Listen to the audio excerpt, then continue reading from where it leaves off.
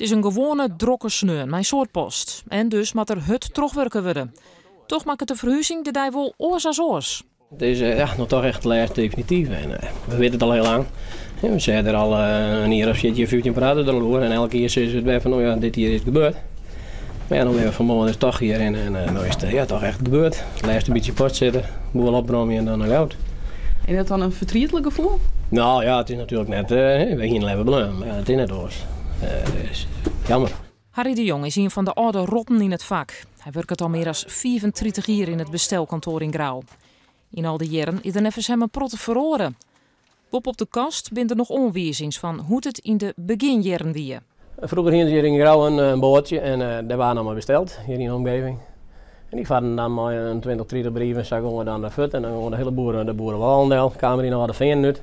En dat bootje, dat is letter, daar had u mijn huidletter op in. En zo dan ben ik dat ik ooit maar weg. En zo dan ben ik dus eigenlijk een beetje bij de post bedaren. De sluiting van het bestelkantoor in Grauw is het gevolg van een reorganisatie bij PostNL. Alle Lietse kantoren worden sletten en de mensen en het werk worden oerpleetst naar de gruttere kantoren. Het is nog net wist dat de maaiwerkers lang in Leeuw het blijven kennen. De Jong maakt het hem daar nog net zo druk om. Nee, de onrust is eigenlijk al wat best, dacht ik. De hele hoop mensen binnen wel onrustig geweest. Dan ben ik een hele protte die meer voortgaat. Ja, over de baan zorgt enzovoort. Maar nee, voor uzelf, voor mij persoonlijk moet je er nog net zo druk om. Nee, dat is wel. Voor de part-time postbezorgers in Grauw verhoort het er net zo volle. Ze krijgen de brieven ten uit Leeuw te onleveren om u te suttelen.